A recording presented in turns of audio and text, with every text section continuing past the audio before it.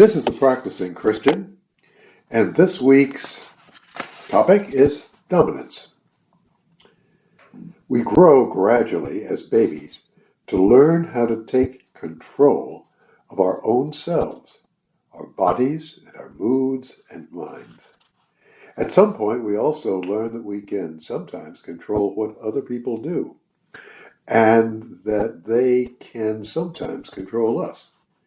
At what point do we learn how to balance these and not just rage internally and with an impotence born of the dominance we are forced to allow others to have over and around us? Gradually, we learn how to use direct power and subtle influence to get what we want. We're not put here to abuse, degrade, insult, or wound emotionally. A wise man learns to use power sparingly and not as a game to be played with everyone he encounters, in school, at work, and perhaps most importantly, in marriage and with our family. One of the best experiences of a practicing Christian man is to see how his wife and children grow happier, more confident, and more useful and kind, more interesting from living with him. It's not an infallible guide, for there are many influences on each of us, but in general, it's a good guide to how well we're using the powers we've learned to have. Early on in school and at the playground, we learn how to combine or share power with others, so that by force of numbers, we may more easily get what we want. This is the ancient Greek polis. That's the word which meant for them city. It's the relations we develop with fellow students, church people, sports teams, study groups, and other ways in which we combine our strength with that of others. We have, in effect, created a range of small cities in which we are citizens. Some men discover that they can use their power more effectively if they're doing this with the same people, with the same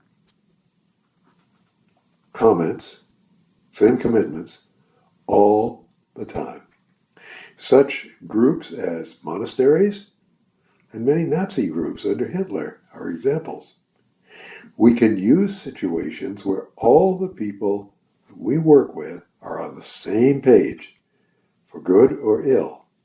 But when we do this, we cut ourselves off from other sources of knowledge and understanding.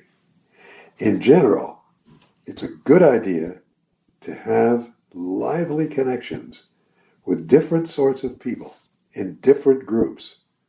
We don't need to play tennis only with other Lutherans, or whatever church we're in.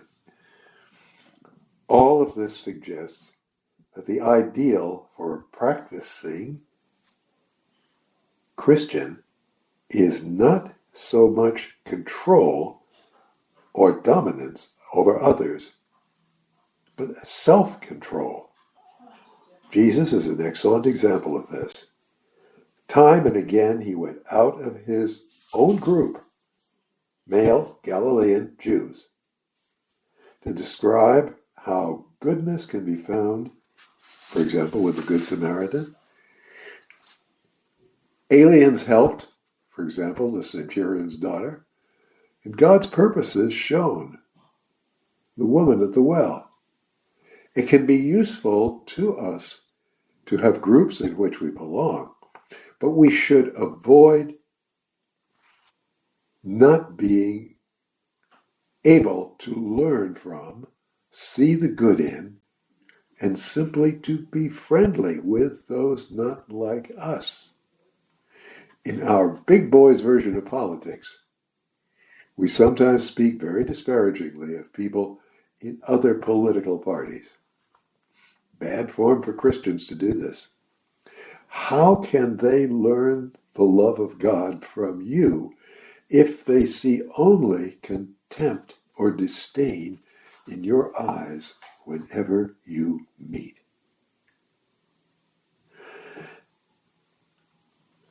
Dominance over such poor impulses, dominate those poor impulses in yourself.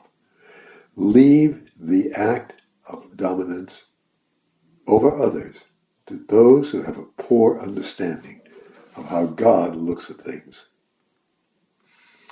Great Father of all, so let my life be in your hands, and your ways be my ways, that wherever I meet your creations, I treat them with respect, the respect that you have shown them, by placing them here on earth with all the rest of us. Amen. Serve then, be the King's right arm,